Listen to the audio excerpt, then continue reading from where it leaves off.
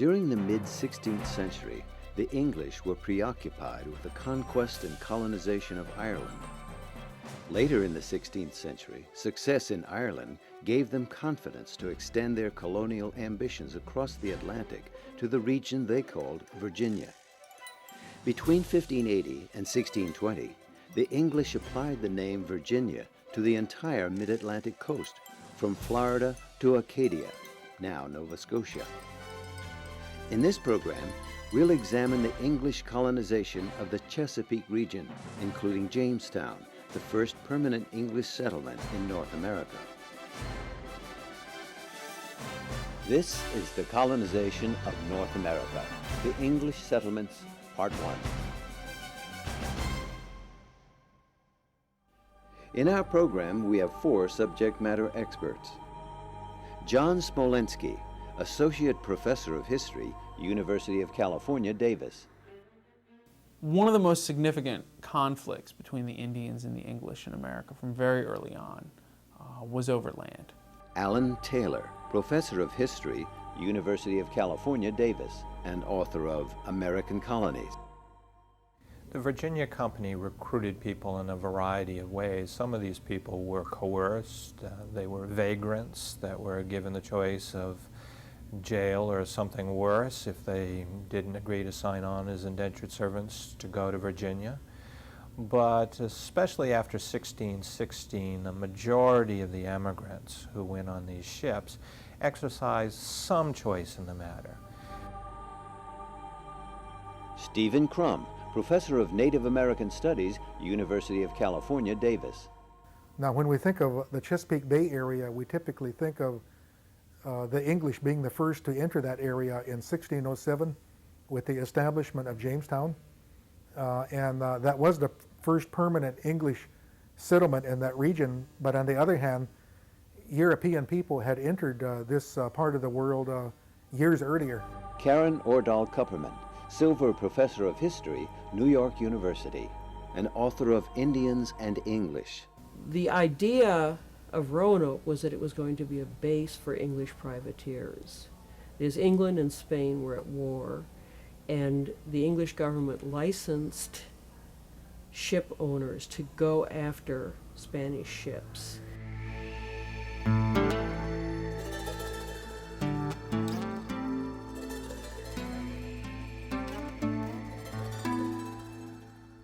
Following the lead of the French and Spanish, the English crown subcontracted colonizers by issuing licenses and monopolies to private adventurers, who assumed the risks of colonization in pursuit of profits.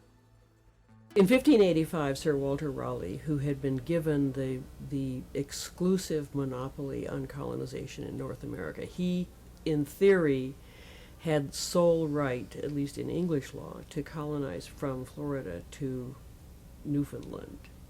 Sir Walter Raleigh was one of the West Country men. They were a group of gentry from the western counties of England. They were people who had quite a bit of experience in war in Ireland. They were people who had a very militant view of English foreign policy towards Spain. They wanted to confront Spain. And Raleigh in particular thought the way to weaken the Spanish Empire and to build an English empire was to develop colonies in the region known as Virginia, which in the 1580s the English imagined as the entire Atlantic seaboard. But he became especially interested in the coast that we now call North Carolina and Virginia. These early entrepreneurs knew that colonial trade was the key to imperial power. Sir Walter Raleigh had this to say: "He that commands the sea commands the trade, and he that is lord of the trade of the world is lord of the wealth of the world." While the English government was not oppressive, life in London in the early 17th century for the laboring class was very hard. Most of the English immigrants who came to America in the 17th century came not because of the pull of the New World, but rather because of the push of 17th century England. London was a sprawling and frightening metropolis, notorious for filth, poverty, fires, and crime. The growing population faced two evils. One, a high rate of unemployment, and two, higher costs for food and clothing. There were very large numbers of people who were called masterless men or sturdy beggars. They were people who didn't have steady employment. And indeed, many of them were very hungry, and some of them took to crime.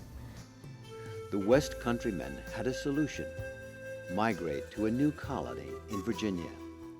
And so these propertied people found appealing the proposition that perhaps colonies could be developed in Virginia, in which they could ship some of these sturdy beggars to the West and put them to work on plantations where they could be raising crops or operating mines, or at the very least engaging in piracy against the Spanish, all of which would generate commodities that the motherland needed. The climate of the new land would make it possible to grow crops that could not be raised at home. Colonial plantations could improve England's balance of trade with other nations. The promoters offered a neat package that would both control and employ the poor, while also generating new wealth and power for the English crown. The English were acquainted with what has been called the Black Legend of Spanish colonization, with the belief that all Spanish colonization in the Americas was brutal, bloodthirsty, exploitative. This belief that the Spanish treated all the Indians uniformly with contempt and violence. Because the English believed that the Spanish had been so brutal in America, and because they were so convinced of their own moral superiority to the Spanish, many Englishmen, very naively, thought that once they got to America, that the Indians would welcome them as their saviors.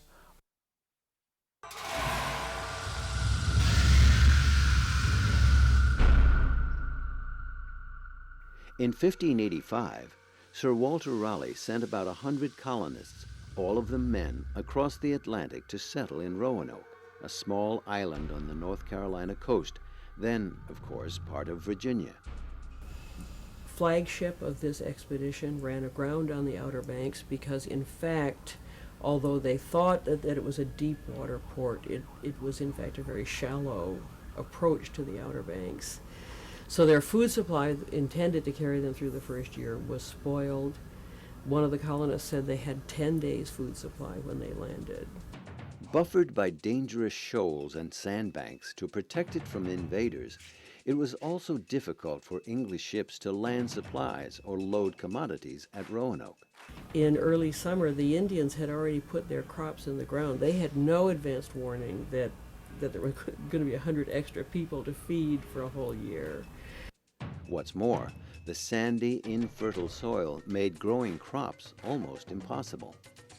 Roanoke was doomed for failure from the start. And so they lived through this first winter. The relationship with the Indians deteriorated, as it could have been predicted. And at the end, there was a preemptive strike on the part of the English because they thought Wingina, the chief of the Roanokes, was conspiring to wipe them out. We'll never know what the real situation was, but by the time Sir Francis Drake came to the colony early in 1586, expecting to use it as the base that it had been intended for, he found that things were so bad he had no choice but simply to take everyone home. In 1587, Sir Walter Raleigh tried again. A second set of colonists, led by a civilian leader by the name of John White, made the transatlantic voyage to Roanoke. The settlers consisted of 94 individuals, including 17 women and 9 children. These were the first English families to settle in the Americas, although they would not be permanent settlers. John White realized that they weren't going to prosper there. He went back to England seeking reinforcements. He was delayed there by the Spanish Armada. When he could return in 1590, he was the one who discovered that the colonists were gone. So it's the second group of colonists who are the so-called lost colonists, those whom we can't account for. The only clue to their disappearance was a word carved into a tree, Croatoan, the name of a nearby island. It is also the name of a local friendly Indian tribe. One theory regarding their disappearance is that the Croatoan Indians killed them. There was no evidence of violence at Roanoke, so it certainly doesn't work to say that they were the victims of an Indian attack. Still another theory has it that the settlers moved in with the Croatoan Indians. We now think that probably some of them, that they were dispersed, and that at least a large chunk of them probably did make their way up to Chesapeake Bay, where they lived with various Indian communities. And certainly I think many of them, if they survived, and there's no reason to think that they wouldn't have survived, would have become essentially indistinguishable from Indians. They would have become Indians. Many years later, in 1607, when colonists did arrive and did found Jamestown, they heard a story that there had been a settlement of white people on Chesapeake Bay until just a few months before, when it had been wiped out, apparently on the order of Powhatan. No one knows for sure what happened to the colonists.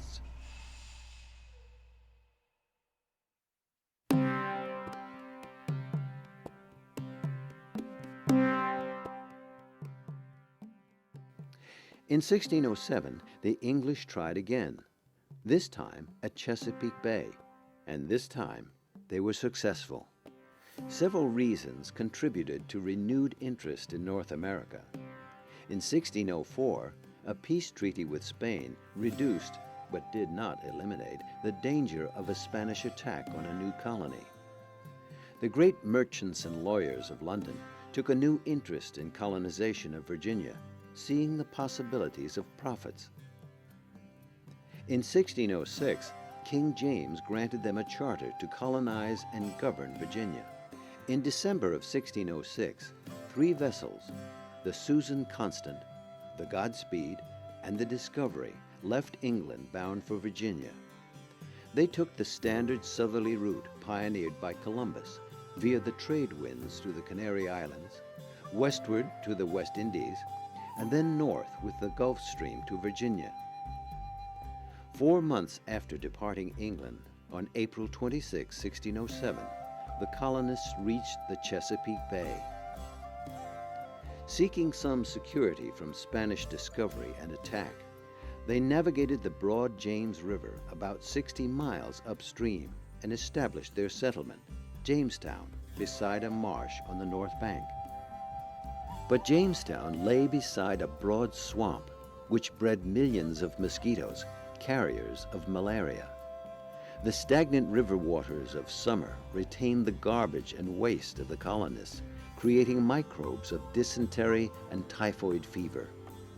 One of the colonists had this to say about their living conditions. Our drink was cold water taken out of the river, which was at flood tide very salty, and at a low tide full of slime and filth, which was the destruction of many of our men. The first year was very bad in Jamestown. They landed, I believe, 108 people, and at the end of that first year, 38 people were alive in the colony, or were in the colony. There may have been some leakage. There may have been some people who had decided to opt out and find Indian people who would take them in. But that's also not an unusual death rate. The 50% of the pilgrims died in the first year also. I mean, it's first years tend to be hard for English people in North America. The broad coastal plain sustained life for about 24,000 Indians, divided into 30 tribes, but united by an Algonquin language and the rule of a paramount chief named Powhatan. Powhatan's name, in some historical sources, is shown as Wahunsonacock. He was, in some cases, he's referred to as the Powhatan. So that Wahunsonacock may have been his given name. But of course, we also know from many sources that Indians tended to take different names at different stages of their lives. And so it's also possible that if Powhatan was a name, that he had both of these names. Powhatan led the largest and most powerful chiefdom that the English found along the Atlantic seaboard at the time. Powhatan was about 60 years old in 1607, but still an impressive figure of a man with a powerful build and dignified demeanor. He had a large entourage of servants, 40 bodyguards, and 100 wives. And his mode of operating was, I think, not wholly different from that prevalent in Europe at the same time. That dynastic marriage was a principal tool. That is, he had many children, and he would put his sons in as chiefs over villages that he controlled. He would marry the daughters or sisters of leading men, leading chiefs from other villages, and so that was a principal mode on both sides of the Atlantic of adding to your territory and your power. At first, the Powhatan Indians regarded the new settlers simply as curiosities, although they were intrigued by their metal tools and weapons. One reason why Powhatan did not wipe out the English at Jamestown is that he felt that he could use them for his own advantage. Very quickly, Powhatan realized that one of the items that the English had was copper, the all-important trade item. And so why wipe out the colonists when you can keep them alive, especially when they had trade items that you needed? The Indians permitted colonization to occur. That's the first thing that's important to notice, because the early colonists were so inept in the American environment that the Indians could have stopped colonization at any time. Unable to predict the future, the Algonquins didn't know the initial few settlers at Jamestown were a small contingent of thousands of colonists who would follow. One of their most common practices, really showing their lack of hospitality towards their Indian hosts, was that when they ran out of food, many English settlers at Jamestown would simply go up to the nearest Indian village and demand food from the Indians at gunpoint. Even when healthy, many colonists failed to produce food for themselves. They were a mix of gentlemen adventurers and poor unemployed vagrants, neither of whom were accustomed to the kind of hard manual labor needed to establish a new colony. For a time between 1608 and 1609, Captain John Smith commanded the colony and had the colonists working 6 hours a day in the fields. For his efforts, he received complaints and the disapproval of the colonists. The settlers of Jamestown preferred to acquire food from the Indians. They failed to realize that the Indians didn't have a surplus of food. They raised only what they needed for themselves. At one point they had had enough, and after more than a dozen English colonists went to a neighboring village to try to demand food, the Indians there attacked them and killed them. This greatly escalated the tensions between the Indians and the Englishmen. Powhatan, however, was not nearly as foolish as the English thought he was. In fact, he was far less foolish than the English themselves, and was able to capture Captain John Smith. Smith was out exploring with a small party, and they were captured by a group of Indians and taken to the area where Powhatan was at that point living.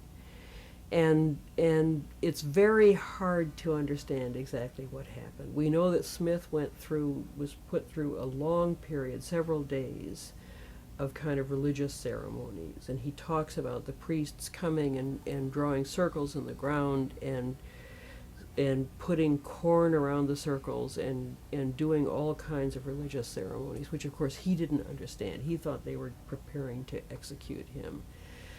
And so then, after all of these religious ceremonies, he's then taken into Powhatan's presence.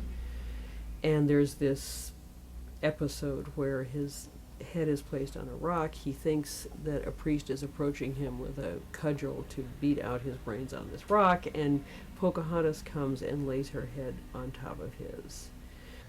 Pocahontas was the daughter of Powhatan, who was the paramount chief of the Algonquin tribes in the vicinity of Jamestown. And she was, by contemporary accounts, his favorite daughter. But she was only 11 years old when she met Captain John Smith. So certainly the Disney film version, which holds that she was an attractive teenage girl drawn to an attractive young John Smith, doesn't work at either end, because John Smith was quite a mature man with a bushy beard, and she was a girl who wasn't even a teenager yet. In reality, historians have drawn the conclusion that what actually happened is that John Smith was probably going through some type of adoption process. You know, it was some type of ritual, some kind of ceremony in which he was being adopted so that he could become an ally of the Indians. The goal of the ceremony was to render subordinate Smith and the colonists so that they would take orders in the future from Powhatan. Now, of course, John Smith misunderstood this whole ceremony. When Smith recounted his meeting with Pocahontas when she was in England as the Lady Rebecca, the wife of John Rolfe, he says that she called him father, which again I think tends to reinforce the notion that this was an adoption ceremony in which that's the role in which he was being adopted.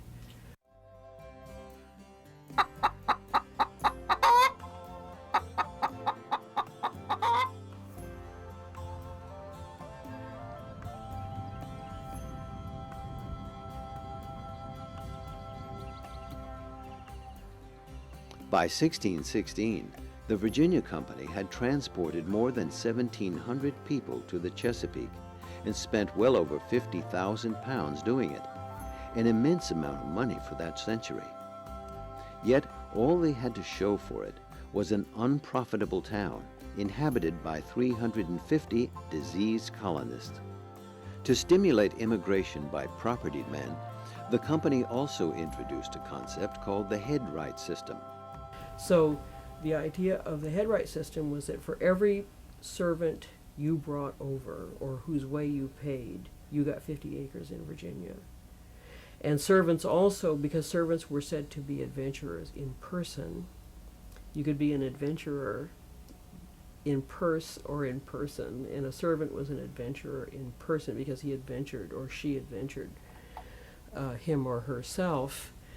They also were promised in the early years land when their term of servitude was up, and that was a lure that was beyond imagining because none of those people would ever have become landowners in England. As private property owners rather than company employees, the colonists showed more initiative to grow their own crops. And so after about a decade, they begin to hit on the right answer. And the answer that they hit on is the one that Sir Walter Raleigh actually had already come up with. So they do several things at the end of between 1618 and 1620. And what it all boils down to is that they realize that the way to get people to function is to allow them essentially to work for themselves. So they set up a system whereby property ownership becomes widespread. They give people an assembly. Purpose of the assembly is basically to decide on taxation for road building and fortifications and that kind of thing. And they remove the professional military men and put a citizen militia in its place. And it turns out that once you start doing those three things, colonies tend to work. Secondly, in 1616, led by John Rolfe, the planters began to learn how to raise tobacco. King James at first made this statement about smoking. It is a custom loathsome to the eye, hateful to the nose, harmful to the brain, and dangerous to the lungs. How right he was, but he soon learned to love the money England earned from tobacco. In 1638, 3 million pounds of tobacco was shipped from Virginia to England. Tobacco was Virginia's gold, but once they began to plant tobacco, which coincided with the campaign to bring over large numbers of settlers, then actually Virginia became a thriving colony. As tobacco plantations grew, the planters needed more land, land that came to them at the expense of the Indians' need for land. Having lost almost all their land, the Indians were confined on small reservations surrounded by colonial settlements. Disease and war reduced the Algonquin population from 24,000 in 1607, when the settlers arrived, to only 2,000 by 1669. The reduced Indian danger, the increased supply of farmland, and the profits of tobacco cultivation combined to attract growing thousands of immigrants from England. Emigration from England to Virginia more than doubled by the 1660s. Peoples from other European countries began to migrate to North America in the 17th century. The English had settled the Chesapeake beginning in 1607 and New England beginning in 1620. But the English neglected the mid-Atlantic coast between the two regions. This neglect enabled the Dutch and the Swedes to establish a foothold. Henry Hudson, the great Dutch explorer, in 1609 blazed the trail up the waterway named for him, the Hudson River, to trade for furs with the Indians. The Dutch West India Company, which funded these excursions, realized it was important to protect the mouth of this crucial waterway. In 1625, the Dutch established a permanent settlement at the mouth of the Hudson. They named it New Amsterdam. Then the area was farmland. Cattle and crops from these farms helped supply food for slaves in Dutch West Indies islands. Immigrants from Sweden settled in the Delaware Valley. Not surprisingly, they called the region New Sweden. While the English had plans to make all of the eastern seaboard of North America theirs, they tolerated the Dutch and Swedes for the time being. Both the Dutch and the Swedes were fellow Protestants, and they were allies with the English in the European wars of religion. It should be understood that the Dutch were economic and military giants in the 17th century. I think they become so powerful and important because they're the first people to understand that information is a commodity that can be transferred just like any other. You know, they're in that sense very modern, and I think it's fitting that it should be New York that's their settlement, because New York is the center of, you know, the sort of tech transfer universe that we live in.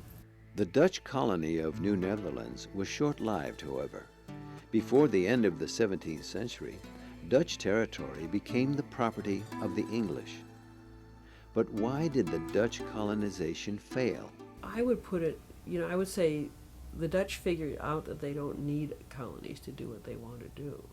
Because the Dutch are, you know, the Dutch are the great economic power of the 17th century. And that, you know, that colonization is not necessary to what they're doing. That they're involved in global trade, and that's a different sort of enterprise. In 1664, the English determined to eliminate non-English colonies that lay between New England and the Chesapeake colonies. 3 English warships with 300 soldiers, commanded by Colonel Richard Nichols, surprised the unsuspecting Dutch. Threatened with destruction, the enraged Governor Stuyvesant was forced to surrender New Amsterdam. A smaller force took the Delaware Valley. In a 1667 peace treaty, the Dutch turned over all their lands to England. New Netherlands became New York State. New Amsterdam became New York City, and Fort Orange became Albany. In other programs in this series, we'll explore the other early settlements of the English, the French, and the Spanish, and discover more about the birth and the earliest formative years of our nation.